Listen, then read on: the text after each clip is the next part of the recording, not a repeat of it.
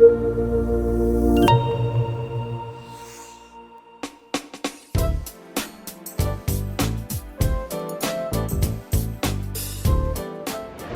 salve, meus amigos aqui do Café Cultural da Rádio Mega Brasil, tudo bem com vocês? Tenho plena certeza que sim.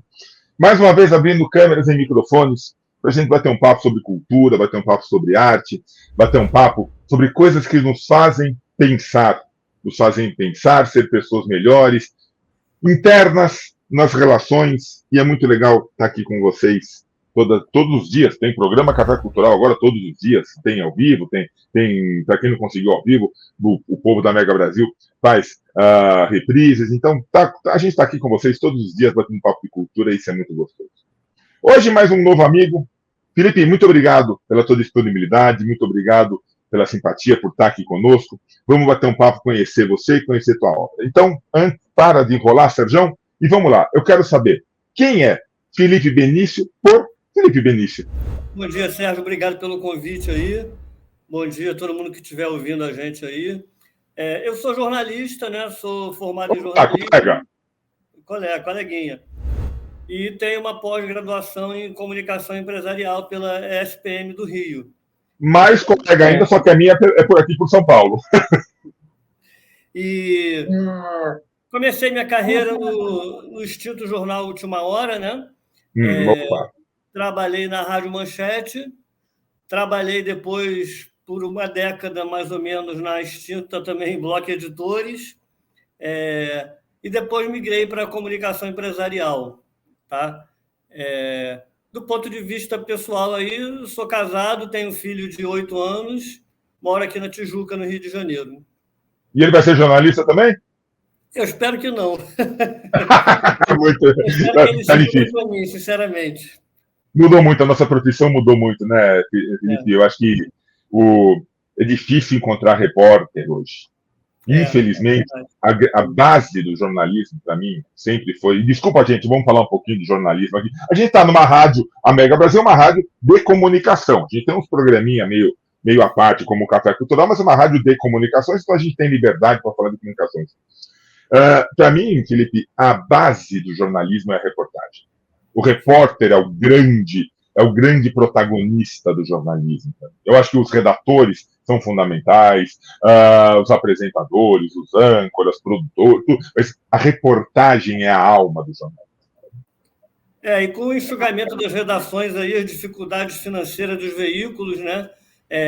A mão de obra mais qualificada acaba migrando para a comunicação empresarial, para as agências, para as empresas. Que eu acho fantástico. Eu acho que as empresas precisam se comunicar, e cada vez mais tem aquela... Não sei se tem ainda a briga, na minha época, eu já sou meio dinossauro, tinha aquela briga, não, quem vai para a comunicação corporativa não pode ser jornalista, tem que ser relações públicas, não sei o que lá. É uma bobagem essa briga, no meu ponto de vista.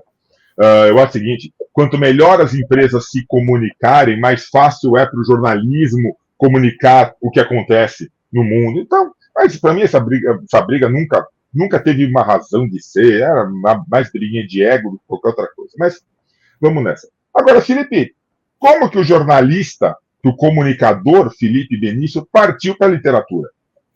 Então, isso aí eu costumo dizer que o livro ele surgiu da vontade de botar no papel ali, né? Um pouco do que eu vivi e ouvi falar como repórter de polícia no começo da minha carreira.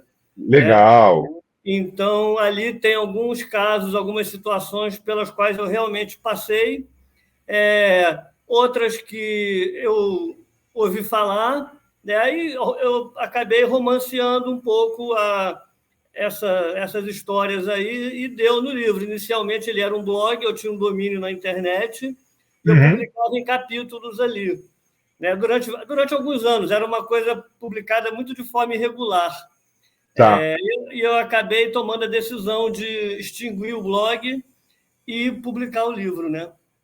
Ah, que legal. Eu estava dando uma olhada no material que a Gabriela, lá da LC, aliás, pessoal da LC, vocês são fantásticos, muito obrigado pela parceria que ela mandou. Eu acho que, assim, o teu livro no enredo tem um jornalista, né? Quem amarra tudo é um jornalista recém-formado que está trabalhando como repórter. Isso, é como se fosse um alter ego meu, né? Ele começa Ah, trabalhando no jornal decadente ali, né? Que é, na verdade, o antigo Última Hora, né? Só que eu mudei ele de localização geográfica. Na minha história, ele se localiza no bairro do Catete, né? E tá. na Última Hora, nos estertores, ele ficava ali perto da rodoviária Novo Rio, né? Na zona central, né? E é realmente assim, ele aceita o emprego no momento de recessão do país, né? Por falta de uma oportunidade melhor, né? E acaba, por acaso, cobrindo o estupro, né, a sevícia de uma massagista, de uma prostituta, numa sala de massagem ali no Largo do Machado. E a história, a partir daí, ela vai se desenrolando, os personagens, né? Eu vou fazendo flashbacks no texto para mostrar a Tá. origem de alguns personagens mais importantes e vou amarrando uma história com a outra até chegar, né, não no final, né, mas na parada para a continuação que eu já comecei a escrever. Ah, que maravilha! Ou seja, teremos volta de Felipe Vinícius no Café Cultural aqui. Já tá. Pode agendar, pode colocar na tua agenda. Quando sair a continuação, você volta. Felipe, você comentou uma coisa que acontece muito com o jornalista, com o repórter, que é o envolvimento com a história que a gente está cobrindo. E no teu livro tem isso, né? Tem esse envolvimento do repórter, ainda estava em começo de carreira, tá assim. É muito difícil para um jornalista, para um repórter que entra no meandro da história, conseguir se desligar para, agora pronto, escrevi a reportagem, escrevi a história, vou partir para outra. Não, a gente fica com um sentimento de, nossa, eu quero mais, né? Assim, na verdade, Sérgio, eu conseguia, nos meus tempos de repórter de polícia, talvez por ser mais novo, não sei, eu conseguia separar bem isso. Acho que se fosse hoje em dia, com a vivência que eu tenho, com outras experiências que eu tive na minha vida, talvez fosse mais complicado fazer esse Tá. tipo de separação. Mas na época eu conseguia bem, porque quando você cobre polícia, não tem muito jeito. Ou você se dissocia daquilo, ou então você vai Você viver pira. eternamente angustiado e pirado, né? Porque é muita coisa ruim, né? Eu vi muita coisa ruim. Imagina, imagina, imagina. O teu livro, o Besson, ele se passa num cenário muito particular, que é o Rio de Janeiro, que é o que você conhece, que é o que você viveu. Como que é a notícia no Rio de Janeiro? De cada lugar do Brasil tem um tipo de notícia, tem um tipo de história para ser contada. Como que você vê a história do povo, a história do Rio de Janeiro, essa história que você quer contar? Como que é esse Rio de Janeiro? Eu acho, Sérgio, que atualmente está até um pouco mais diversificado, tá? Mas eu me Tá. lembro que no começo da minha carreira, a cobertura era centrada muito na zona sul do Rio, né? Por conta ali até mesmo da origem dos jornalistas, que são, na sua grande maioria, de classe média, né? Eram, né, de classe média alta. Então, os jornais eles davam uma atenção muito grande para tudo que acontecia na Zona Sul. Não é que não cobrisse Zona Norte, Zona Oeste, não. Cobria também. Mas o destaque era dado sempre maior para o que repercutisse na Zona Sul do Rio. Tá? Essa é a visão que eu tenho. Tá. Entendi. Eu te perguntei por uma coisa engraçada. Ah, o do teu livro, e tem logo no começo do material, fala assim: é uma história que se distancia do que se conhece como cidade maravilhosa. Sim. O Rio Porque tem a cidade maravilhosa, quer dizer, uma cidade que vive do turismo, mas tem um lado que fala: não, peraí, gente, nós temos um lado que a cidade maravilhosa não é tão fácil, né? justamente a história passa ali naquela região entre o Largo do Machado e a Glória, né, lá no limítrofe ali já com a Lapa, que é uma região que já foi, né, mais bem conceituada, né? Tinha o Palácio do Governo ali, né, o Palácio da República, onde moravam os presidentes, Getúlio Vargas morou ali. E já naquela época, ali no começo dos anos 90, era uma região já mais degradada, né, com uma classe média baixa, e ali, né, então eu tento mostrar um pouco dessa realidade mais dura, digamos assim, né, que o pessoal que mora ou frequenta ali a região convive, né? Inclusive, eu conheço bem porque eu trabalhava na Manchete ali, que era na Praia do Russell, né? Mas para almoçar, para me movimentar, para sair depois do expediente, você acabava indo ali para aquela região de Glória, Catete, Largo do Machado, né?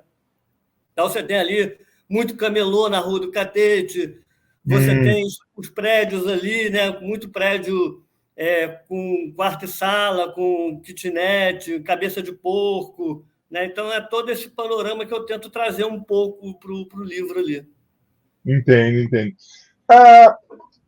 Como era você fala assim, a tua história se passa no Rio de Janeiro, e, gente, a gente fala 1990, para mim parece que foi ontem, mas já faz tanto tempo, né? 1990 é século passado.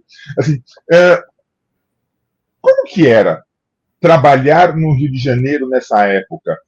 Hoje em dia, a gente tem uma visão do Rio de Janeiro, infelizmente, a gente escuta no noticiário, a gente vê o Rio de Janeiro e preocupa. Toda vez que uma pessoa fala assim, eu vou para o Rio de Janeiro, toma cuidado. A primeira coisa que se fala quando fala Rio de Janeiro é toma cuidado. E não é bem assim, né? Eu acho que, sabe, tem que tomar cuidado no Brasil inteiro, tem que tomar cuidado no mundo inteiro. Mas não é essa coisa de, gente, você não pode, se você não tiver atento o tempo todo. Rio de Janeiro tem ainda um charme muito bonito. E na década de 90 tinha também, né? Sim. Na verdade, assim, quando eu trabalhei no Última Hora, né, eu cobri bastante chacina em favela, homicídio, perseguição policial, participei de uma ou duas também, acompanhando o carro da polícia. Tá. Então, aí era uma realidade mais complicada. Mas quando eu fui trabalhar na Block, eu migrei para um outro tipo de imprensa, né? Eu fui trabalhar numa revista que eles chamavam, que na verdade era imprensa segmentada, né? Eles tinham a Manchete, tinham a Amiga, que eram as semanais, mas tinham as revistas segmentadas ali, Desfile, Pais e Filhos, Ele e Ela, e eu trabalhava na Manchete Rural. E eu acabei ficando pouco tempo na reportagem, né? Tive a oportunidade de fazer o que é, para mim, como experiência como jornalista, nascido no Rio, nascido e criado no Rio, é muito interessante, porque o Rio não tem uma tradição de agro, né? De agronegócio. É verdade. Então, eu pude conhecer também e ver bastante coisa desse setor aí no interior do país. Mas eu logo acabei indo me tornei editor assistente, então eu fiquei depois, durante a maior parte do tempo, trabalhando na cozinha da redação ali, fechava as matérias, dava título, né? Definia as pautas junto com o editor-chefe. E aí era muito bom, porque eu morava na Zona Sul, ia de ônibus ou de carro para o trabalho, e eu trabalhava no prédio ali, no 8º andar do prédio da Block, ali na Rua do Russell, trabalhava de frente para a Baía de Guanabara, a Praia do Flamengo. Então, era uma vista maravilhosa, né? Era sensacional. Nossa. Felipe, o jornalista, principalmente aquele que gosta de escrever, tem jornalista que não gosta de escrever, tem jornalista que prefere a imprensa falada, rádio, TV. Quando o jornalista estrutura o seu texto, é a mesma preocupação que você teve para estruturar o teu livro? Não, é diferente. Acho até que eu tenho um pouco... Uma amiga minha que é jornalista, ela adorou o livro, e ela falou que o livro ele traz um pouco do meu estilo, do estilo jornalístico, né? Que ela fala que eu sou muito direto nos diálogos, na construção da história. Mas eu acho que, para começar, no livro eu consigo adjetivar muito mais, né? As frases, tem uma licença poética ali para você colocar certas coisas no texto. E no jornalismo eu sempre segui as regras tradicionais ali, de lead, sublead, né? E seguir a matéria na ordem hierárquica. Reto e direto, né? Reto e direto, passa a informação e o resto deixa... Uma coisa que é muito gostosa, eu acho, na literatura, é você permitir que o teu leitor imagine coisas. No texto jornalístico, você tem que praticar, você não deixa muito espaço para imaginação, né? Você constrói e passa, a sua preocupação é a informação. O leitor não tem que imaginar nada. O que você passa no texto está ali. Na literatura, não. Você consegue deixar com que o leitor imagine, ele participe da construção até da imagem do personagem, da situação. Isso às vezes é um pulo difícil para o jornalista, né? Isso aí eu tento trazer bastante no livro, ambientar os personagens nos lugares aqui do Rio de Janeiro, tanto os que eu conheço bem quanto os que eu não conheço. Tem uma parte da história que se passa no interior do Pará, depois em Belém, na capital. Tem uma parte da história que se passa no final da década de 30, aqui no Rio, começo da década de 40. Então eu tento trazer um pouco disso tudo aí para a história. Tem até uma parte na Europa também. Então, eu tento construir essa ambientação justamente para o leitor conseguir poder imaginar isso, né? Entendo. E é muito legal isso, é muito bom isso. Você sempre gostou de ler, Felipe? Sim. A leitura sempre fez parte da tua vida? Sim, sempre. Minha mãe e meu pai sempre colocaram muito livro em casa. Eles censuravam alguns, diziam, isso aqui não é para criança ler. Verdade, meu amigo, que coisa! Que coisa! Durante anos, a minha mãe censurou O Amante de Lady Chatterley. Aí, quando ela liberou, eu já não queria mais ler. Quando liberou, já tinha o filme. Você já tinha assistido o filme, aí não precisava mais. Mas li muito... Eu li muito Jorge Amado, li os clássicos da literatura, né? Os Três Mosqueteiros, Capitão Fracasso, Tom Jones, A História de um Enjeitado. Li bastante coisa. E, assim, para mim, como referência, né? Eu costumo pensar que, para mim, as referências que eu tentei trazer para o livro foram Mário Vargas Llosa, né? Porque os livros dele, ele tem muitas histórias entrelaçadas e até mais, ele tem diálogos entrelaçados em situações diferentes, né? Ele vai até um pouco além do que eu fui. E, em termos de história mesmo, né? Eu me inspirei muito nos livros do Garcia Rosa, né? Do Delegado Espinosa, né? Para mim, tinha ali um clima meio no ar e tal, que eu tentei usar como inspiração para a minha história. Que legal. Você tinha o hábito, quando mais jovem, e aí eu estou me espelhando muito em você, tá, cara? Estou fazendo muitas perguntas da minha vida. Você tinha o hábito de ler jornais quando você era mais jovem? Sim, tenho até hoje. Lia todo dia li o Globo, depois, no final de semana, eu li o Globo e o JB, depois li o Globo e o Estadão, e hoje em dia eu ainda assino em papel, tenho digital também, mas assino em papel o Globo e o Valor. Eu leio todo dia os dois.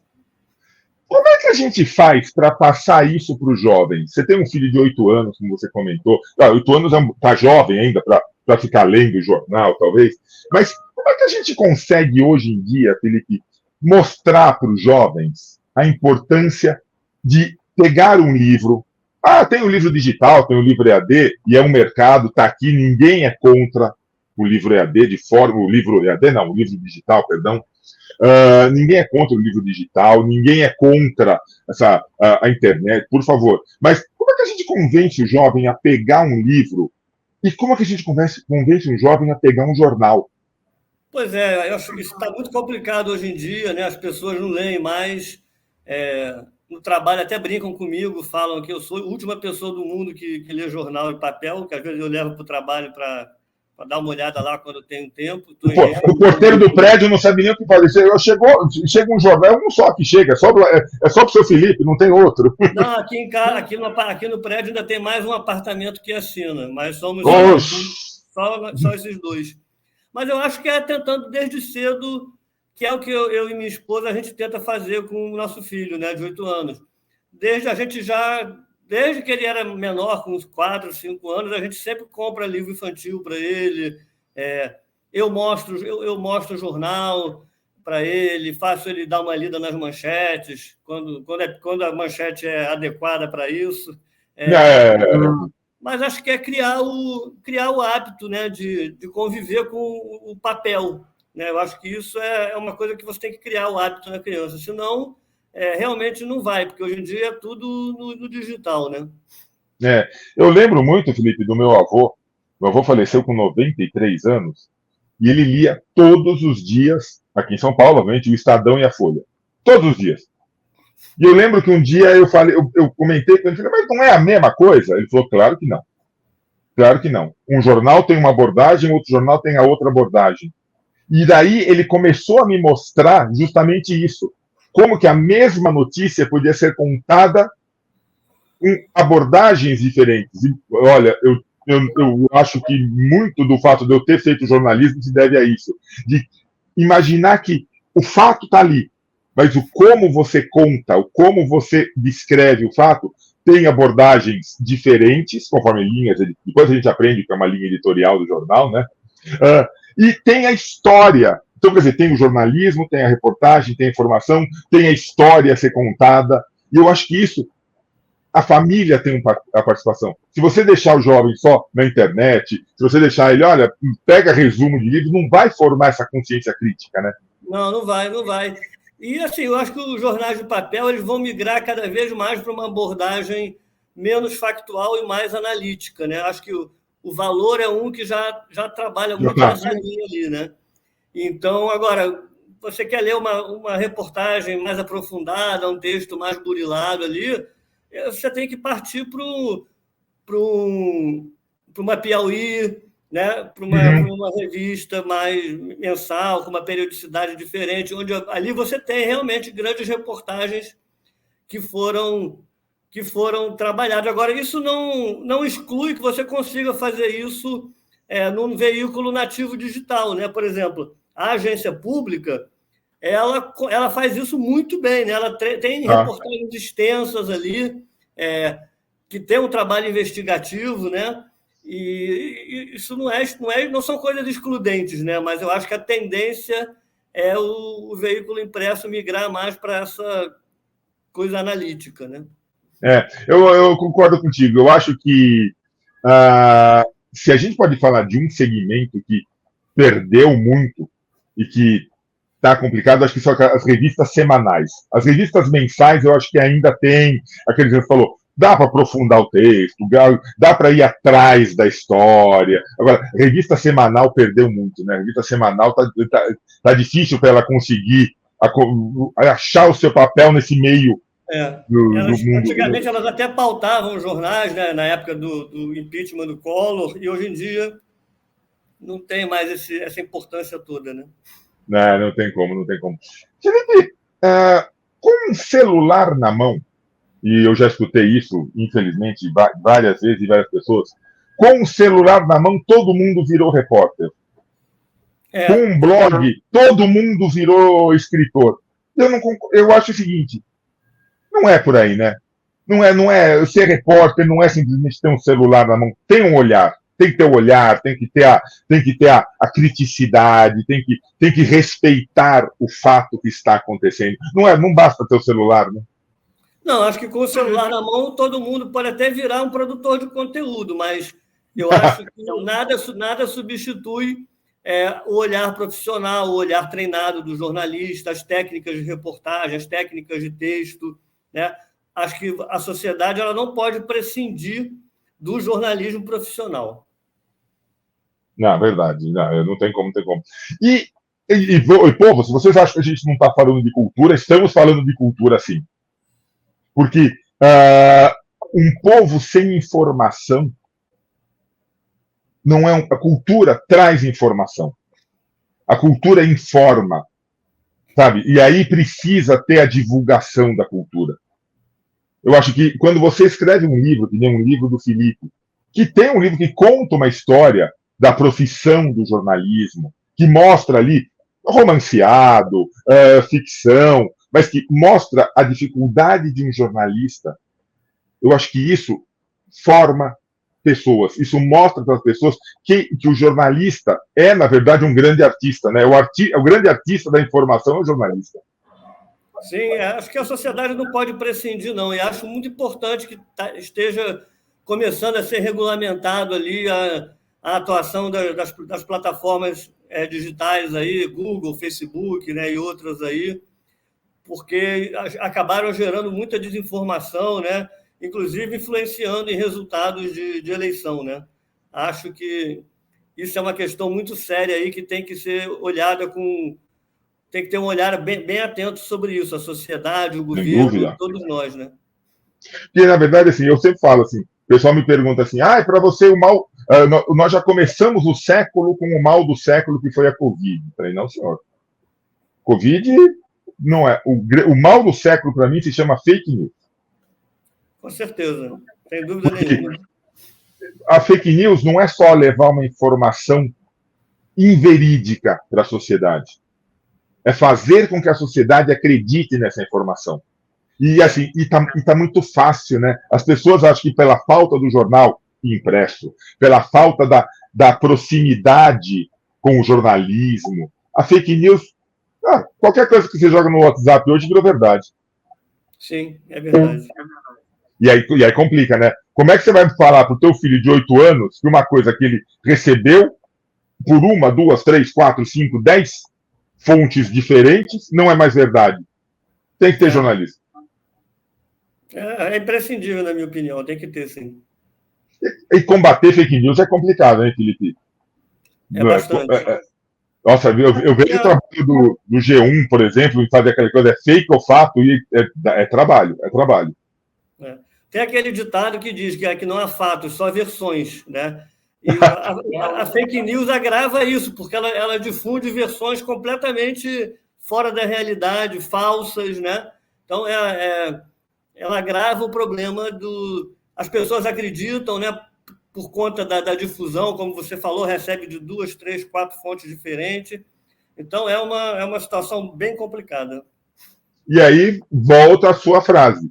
O jornalismo profissional é imprescindível para a sociedade. Porque, recebi. Peraí, gente. Eu vou no profissionalismo. Eu vou naquele que eu sei que eu posso confiar. Mas eu não gosto da Rede Globo. Meu amigo, você tem todo o direito de não gostar da Rede Globo, de não gostar do SBT, de não gostar da Bandeirantes, de não gostar do Globo, de não gostar do Valor. Você tem direito de não gostar de quem você quiser. Porém, é fonte. A maneira como eles põem a notícia pode não te agradar. Você pode querer ler em outra fonte. Mas agora, desculpa, a estrutura que uma Rede Globo tem para montar processos jornalísticos não dá para comparar com uma noticinha que você recebeu no Instagram, né? Não dá. Sem dúvida nenhuma, não tem condição. Mas, e o problema é que tem gente que usa, né, Felipe? É muito fácil usar fake news, né? É muito fácil você divulgar. Hoje em dia tá fácil espalhar bobagem. E a gente penando para falar, gente, verdade é uma coisa. Uma mentira contada 10 vezes não vira verdade. Não é possível. Filipão, me diga uma coisa. Onde que as pessoas encontram o Best Fond, um conto urbano e suburbano? Ele está disponível na Amazon. Legal. Colocando o título do livro ali, na busca, aparece o link de venda. Maravilha. E como é que está a produção da continuação? Acelerada? Não, eu trabalho bastante, né? Eu sou relações com a mídia aqui da Vibra, que é a ex-BR Distribuidora, né? Então tem bastante... É uma empresa que está em processo de transformação aí, então tem bastante trabalho todos os dias, mas eu estou tentando escrever aí pelo menos meio capítulo todos os dias. Disciplina é importante, mas é isso aí. E as pessoas que quiserem conhecer o Felipe Benício, quiserem conhecer o teu trabalho, onde que te encontram nesse mundão sem porteira? Eu tenho rede social, eu tenho Facebook, tenho LinkedIn, tenho Instagram. Tá? Legal. Só que em todas eu estou como Felipe Dias, e não como Felipe Benício. Tá. Então, o Felipe Dias é o Felipe Benício, mas procura pelo livro, que é o que importa. Gente, eu acho que é importante a gente conhecer essas histórias. O olhar do jornalista é muito bonito. O olhar do jornalista é uma coisa que precisa ser valorizada, precisa ser respeitada e não pode se perder. E quando o jornalista se propõe a colocar esse olhar num livro, na literatura, gente, a gente precisa prestigiar, a gente precisa mostrar, porque, com certeza, a literatura feita pelo jornalista, e, por favor, não estou falando que se você não for jornalista não pode escrever, pode e deve, mas, como ele falou, a construção do texto é diferente, mas é especial, não resta a menor dúvida. É isso aí. Filipão, eu quero te agradecer demais, te dar os parabéns pela tua carreira, te dar os parabéns pelo livro. cara, não para de escrever, não para de trabalhar e tendo novidades, vem tomar um café com a gente novamente, por favor. Tá certo, Sérgio. Muito obrigado aí pela oportunidade, tá? Obrigado. Valeu, meu irmão. Obrigado. E a você que assistiu mais essa edição do Café Cultural, meu grande abraço. A gente volta logo, logo, com mais um bate-papo, tenho certeza, tão agradável como esse. Valeu. Tchau, Felipe. Obrigado.